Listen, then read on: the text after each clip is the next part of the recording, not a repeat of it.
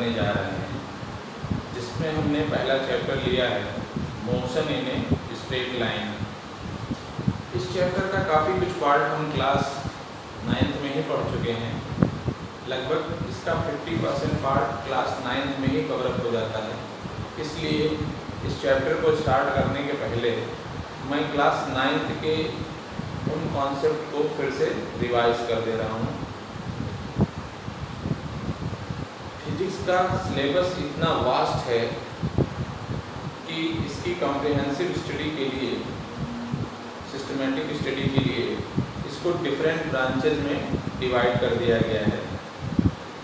जैसे लाइट की स्टडी करनी हो तो ऑप्टिक्स पढ़ना है, मैग्नेटिज्म की स्टडी करनी हो तो मैग्नेटिज्म एक अलग ही ब्रांच है, इलेक्ट्रोडायनेमिक्स हो गया, सेमीकंडक्टर एंड इलेक्ट्रॉनिक्स हो गया। इस तरीके से डिफरेंट ब्रांचेस हैं। उन्हीं में से एक हमारी ओल्डेस्ट ब्रांच है मैकेनिक्स। मैकेनिक्स, ये चैप्टर हमारा मैकेनिक्स के ही अंतर्गत आता है। मैकेनिक्स क्या है?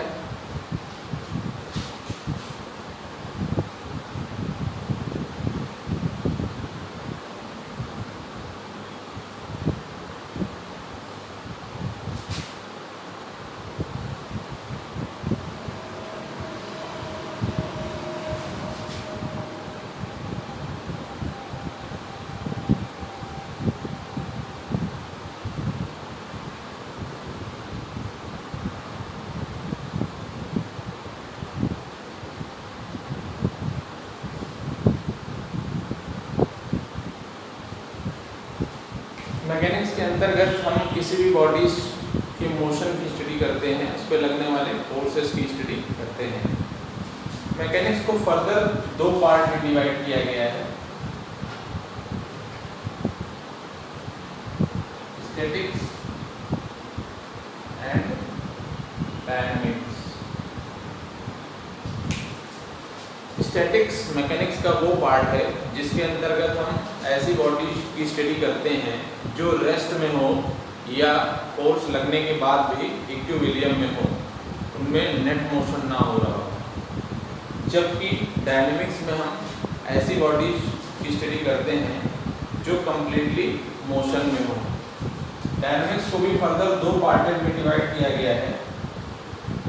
पहला पार्ट है काइनेमैटिक्स और सेकंड पार्ट है हमारा काइनेटिक्स। काइनेटिक्स में हम बॉडी पे लगने वाले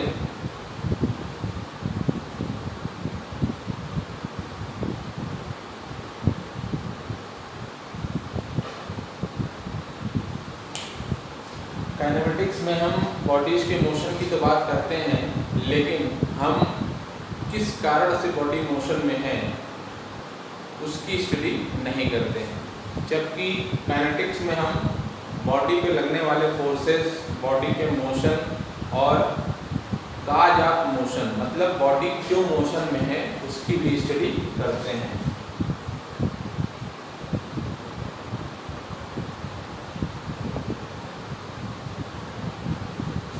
तो इस तरीके से हमने देखा कि ये जो चैप्टर है हमारा वो मैकेनिक्स के अंतर्गत आता है।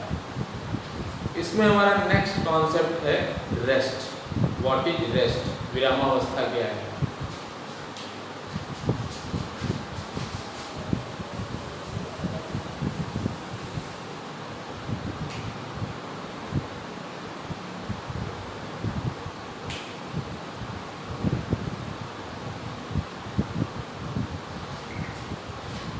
When a body moves such that it does not change its position with respect to a fixed point with time is called in rest. जब कोई बॉडी इस तरीके से मूव करती है कि वो किसी स्थिर वस्तु के सापेक्ष अपनी स्थिति में समय के साथ कोई परिवर्तन नहीं करती है, तो वो रेस्ट में कहलाती है।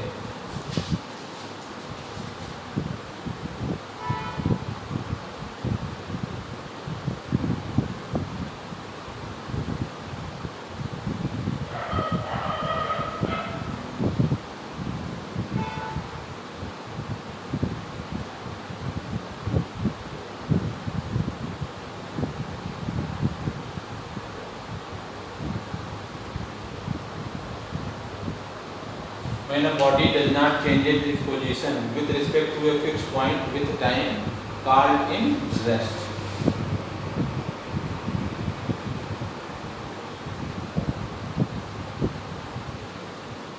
जब कोई बॉडी किसी स्थिर वस्तु के सापेक्ष समय के साथ अपनी स्थिति में कोई परिवर्तन नहीं करती है तो हम कहते हैं कि वो रेस्ट में है। एग्जाम्पल के लिए कि जैसे ये कोई फिक्स्ड बिल्डिंग है और कोई एक व्हीकल या गाड़ी इस तरीके से इससे 10 मीटर की डिस्टेंस पर है।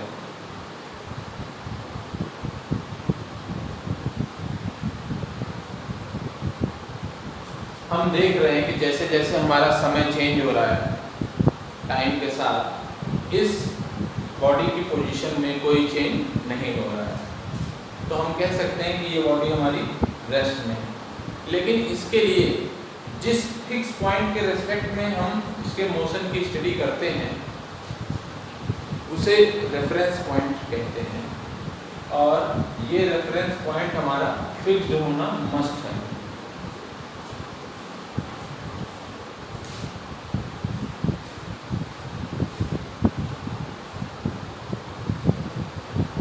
नेक्स्ट डिफिनेशन इसी में हमारी है मोशन। मोशन क्या है? When a body moves such that it changes its position with respect to a fixed point with time called in motion. जब कोई बॉडी इस तरीके से मूव करती है कि समय के साथ किसी स्थिर वस्तु के सापेक्ष उसकी स्थिति में परिवर्तन हो रहा हो तो वह गतिमान अवस्था में कहलाती है। जैसे अगर हम देख रहे हैं कि ये हमारी जो व्हीकल है वो टाइम बढ़ने के साथ अपनी पोजीशन में चेंज कर रही है, तो हम कहेंगे कि ये हमारी बॉडी किसमें है? मोशन में है। Rest and motion are in relative term. Rest और मोशन एक दूसरे के रिलेशन या रिलेटिव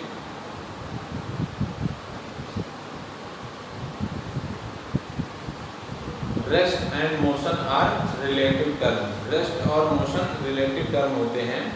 जैसे किसी एक वस्तु के सापेक्ष हम कह सकते हैं कि कोई चीज़ रेस्ट में है और दूसरी वस्तु के सापेक्ष हम कह सकते हैं कोई वस्तु मोशन में है।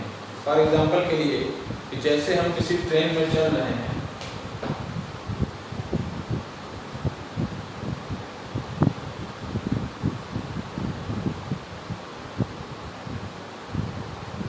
और आमने सामने की बर्थ पर दो पैसेंजर बैठे हैं, तो ये पैसेंजर देख रहा है कि दूसरा वाला पैसेंजर रेस्ट में है और ये वाला पैसेंजर देख रहा है कि ये भी रेस्ट में है।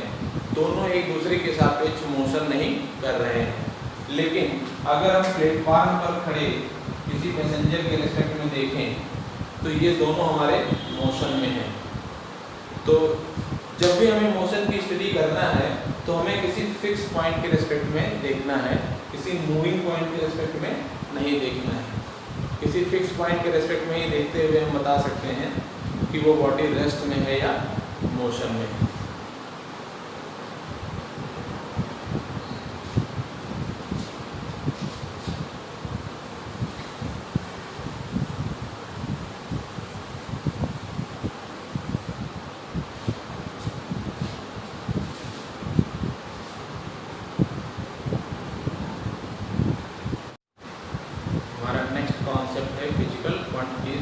भौतिक राशियाँ। भौतिक राशियाँ क्या होती हैं?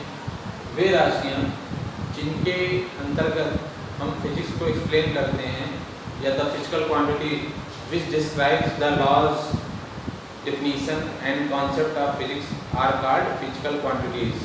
जिनके थ्रू हम फिजिक्स के नियम और डेफिनीशंस को एक्सप्लेन करते हैं।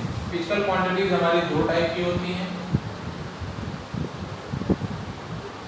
Scalar and vector.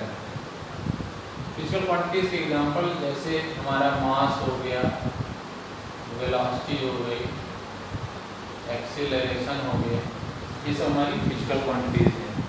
अब हमारा दो टर्म आता है, फिजिकल क्वांटिटीज दो टाइप की होती है, स्केलर फिजिकल क्वांटिटीज और वेक्टर फिजिकल क्वांटिटीज। अदिश राशियां,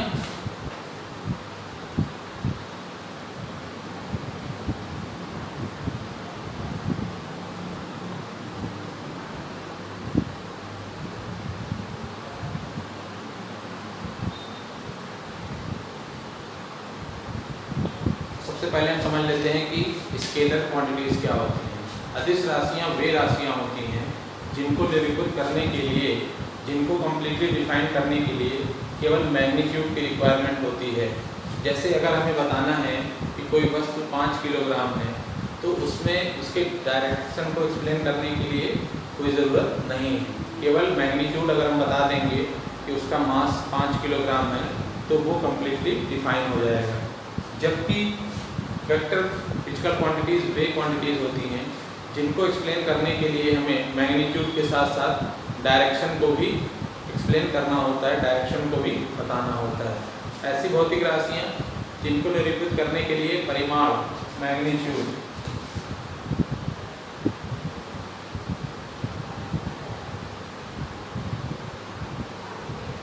के साथ साथ डायरेक्शन की भी आवश्यकता पड़े, उसे हम सदिश राशियां कहते हैं। अदिश राशियों के एग्जाम्पल हैं द्रव्यमान, चाल, दूरी। और सदिश राशियों में हम ले लेंगे त्वरण, वेग, विस्थापन। इस तरीके से सदिश और अदिश राशियों के बहुत सारे उदाहरण होते हैं। जैसे जैसे आप फिजिक्स के चैप्टर पढ़ते जाएंगे, आपको पता चलता जाएगा कि कौन सी भौतिक राशि हमारी सदिश राशि है और कौन सी भौतिक राशि हमारी अदिश राशि है। अब हम समझते हैं कि सदिश राशियों के एक्सप्लेनेशन के लिए परिमाण के साथ साथ दिशा की भी आवश्यकता क्यों होती है। जैसे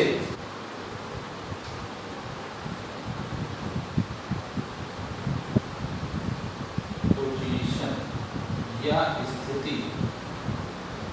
ये हमारा एक वेक्टर क्वांटिटी है, ये हमारी एक सदिश राशि है। जैसे अगर हम किसी चौराहे पे खड़े हैं और हमें किसी अपने मित्र के घर जाना है और मित्र ने बताया कि चौराहे से मेरा घर 5 किलोमीटर की दूरी पर है, तो इस चौराहे पे जाके हम कंफ्यूज हो जाएंगे कि हम 5 किलोमीटर किस डायरेक्शन में जाएं। हम ईस्ट में जाएं, वेस्ट में जाएं, नॉर्थ में जाएं या साउथ में जाएं। तो पोजीशन हमारी एक वेक्टर क्वांटिटी है। केवल मैग्नीट्यूड जो हमने बता दिया कि 5 किलोमीटर दूरी पर है, उससे हम पोजीशन को एक्सप्लेन नहीं कर सकते।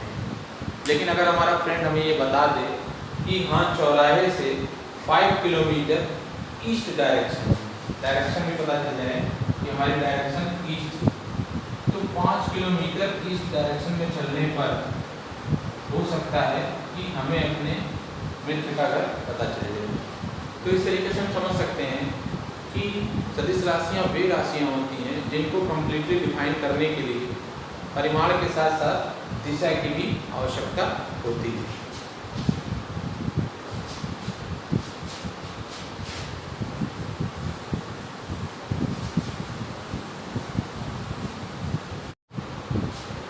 हमारी नेक्स्ट डिफिनीशन है रेफरेंस पॉइंट। रेफरेंस पॉइंट क्या होता है? एक फिक्स पॉइंट जिसके रिस्पेक्ट में हम मोशन की स्टडी करते हैं, रेफरेंस पॉइंट कहलाता है। नेक्स्ट डिफिनीशन है रेफरेंस फ्रेम। रेफरेंस फ्रेम क्या होता है? तो फिजिक्स में बॉडी के मोशन की स्टडी के लिए हम रेक्टेंगुलर कोऑर्डिनेट सिस्टम ले लेते हैं।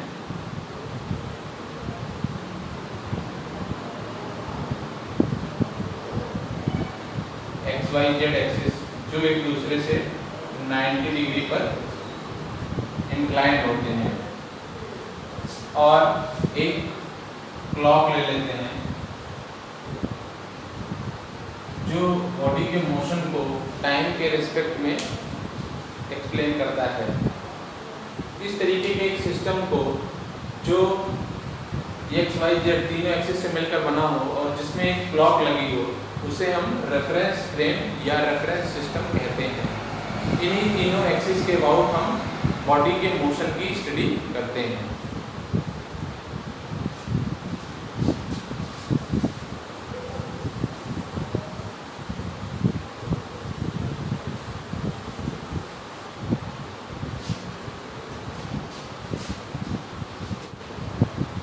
हमारी नेक्स्ट डेफिनेशन है मोशन इन वन डायमेंशन, एक विमीय गति।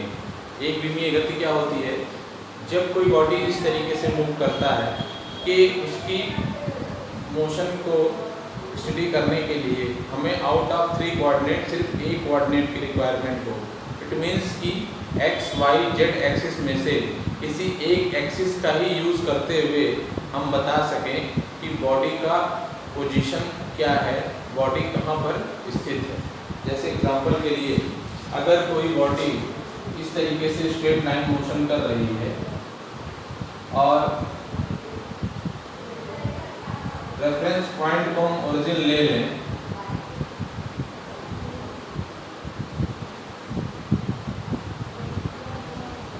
तो केवल एक एक्सिस एक्स एक्सिस के द्वारा अगर हम इसे मान लें कि ये एक्सिस हमारी जिस पाथ के अलावा स्ट्रेट लाइन पाथ के अलावा बॉडी मूव कर रही है वो एक्स एक्सिस के अलावा है, तो केवल एक्स कोऑर्डिनेट की ही स्टडी हमें बता देगी कि ये बॉडी ओरिजिन से या रेफरेंस पॉइंट से कितनी दूरी पर है।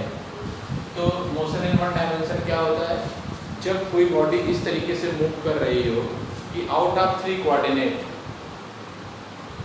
हमें केवल एक कोऑर्डिनेट की ज़रूरत पड़े, तो उस बॉडी के मोशन को हम मोशन इन वन डायमेंशन कहते हैं।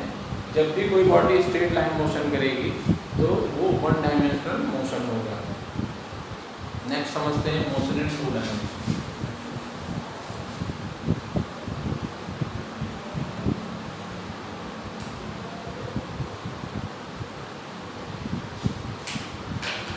द्विविमीय गति क्या होती है? जब कोई बॉडी इस तरीके से मोशन करता है कि आउट ऑफ 3 कोऑर्डिनेट हमें 2 कोऑर्डिनेट की ज़रूरत पड़े उसके मोशन को स्पेसिफाई करने के लिए या उसकी पोजीशन को बताने के लिए। फॉर एग्जांपल के लिए जैसे ये कीड़ा हमारा इस बोर्ड पर रोटेट कर रहा है, फॉर एग्जांपल के लिए जैसे ये कीड़ा हमारा इस बोर्ड पर मूव कर रहा है और इसकी पोजीशन हमें बतानी है, और हमने कह दिया कि इस एक्सिस से ये 5 मीटर की दूरी पर है। अब 5 मीटर की दूरी इस लाइन पर कहीं भी हो सकती है जो इस स्ट्रेट लाइन से 5 मीटर की डिस्टेंस पर है। केवल एक एक्सिस से हम इसकी पोजीशन नहीं बता सकते हैं क्योंकि 5 मीटर पर ये कहीं भी हो सकता है। अगर हमें इसकी पोजीशन को फिक्स करना है तो हमें ये भी बताना पड़ेगा कि नीचे वाली लाइन से ये कितनी दूरी पर है, और अगर ये नीचे वाली लाइन से 4 मीटर की दूरी पर हो और इसके कोऑर्डिनेट को हम फिक्स कर सके 5,4, तो हम कह सकते हैं कि इस वाली ओरिजिन वाली दूरी से ये 5 मीटर पर है और नीचे वाली लाइन से ये 4 मीटर पर है। तो इस तरीके से हम इसके पोजीशन को स्पेसिफाई कर सकते हैं। तो अगर out of 3 coordinate x y z में से किन्हीं 2 कोऑर्डिनेट का यूज़ करके हम उसके पोजीशन को स्पेसिफाई कर सकें तो उसे हम मोशन इन 2 डायमेंशन कहते हैं। हमारा नेक्स्ट डेफिनेशन है मोशन इन 3 डायमेंशन।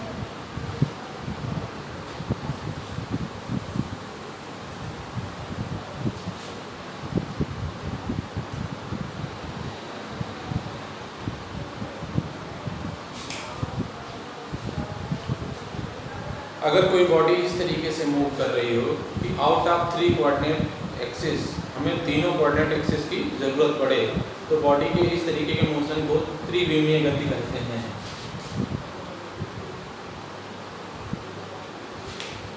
जैसे अगर कोई मच्छर एक कमरे में उड़ रहा हो तो उसकी पोजीशन को स्पेसिफाई करने के लिए हमें तीनों कोऑर्डिनेट एक्स वाई जेड की ज़रूरत पड़ेगी, और बॉडी के इस टाइप के मोशन को हम 3 डायमेंशनल मोशन कहते हैं।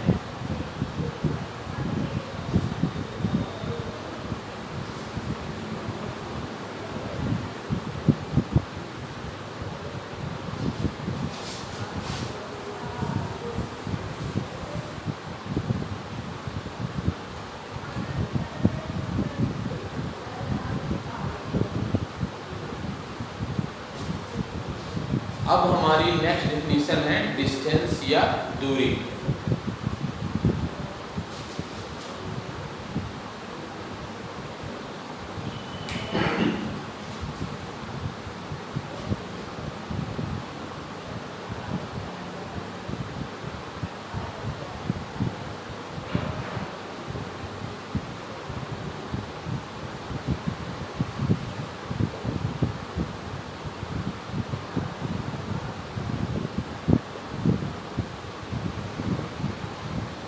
किसी भी वस्तु के द्वारा अपनी गति के दौरान तय की गई पथ की कुल लंबाई को दूरी कहते हैं।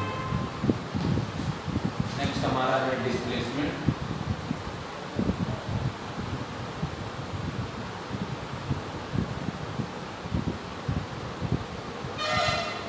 या विस्थापन।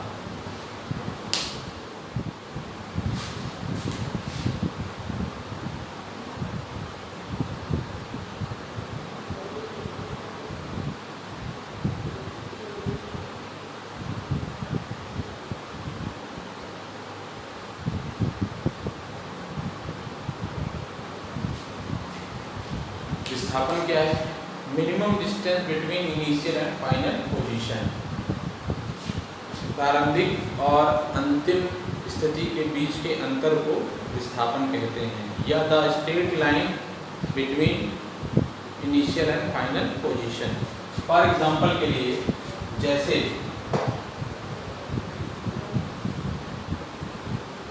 अगर कोई पार्टिकल 4 किलोमीटर ईस्ट डायरेक्शन में चलता है और 3 किलोमीटर नॉर्थ डायरेक्शन में चलता है,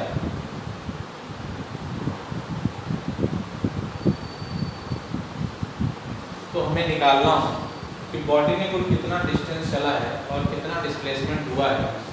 तो पाइथागोरस थ्योरम से हम कह सकते हैं कि ये एंगल 90 डिग्री होगा और ये हमारा हो जाएगा √4² + 3² that is equal to 5 kilometre. तो हमारी डिस्टेंस हो जाएगी 4 + 3 = 7 किलोमीटर और डिस्प्लेसमेंट हमारी हो जाएगी 5 किलोमीटर। तो total path length covered by a body during its motion. तो टोटल पाथ लेंथ हमें मेजर करना है, तो ए बी सी, इस पाथ लेंथ को और इस पाथ लेंथ को हम ऐड कर लेते हैं, जो कि हमें डिस्टेंस देगा। और डिस्प्लेसमेंट मीन्स ये हमारी इनिशियल पोजीशन थी और ये हमारी फाइनल पोजीशन है, उनको हम स्ट्रेट लाइन से मिला देते हैं और इस स्ट्रेट लाइन की जो लेंथ होगी वही हमारा डिस्प्लेसमेंट होगी। तो डिस्प्लेसमेंट हमारा minimum distance between initial and final position. For example के लिए, जैसे अगर हम एक सर्किल में मूव करते हैं, हाफ सर्किल ले लें, डायमीटर के एक एंड पॉइंट से दूसरे एंड पॉइंट तक जाते हैं, जिसका रेडियस r है, तो डिस्टेंस कितना होगा और डिस्प्लेसमेंट कितना होगा। तो डिस्टेंस हमारा हो जाएगा 2πr का half that is πr and displacement हमारा इस डायमीटर के बराबर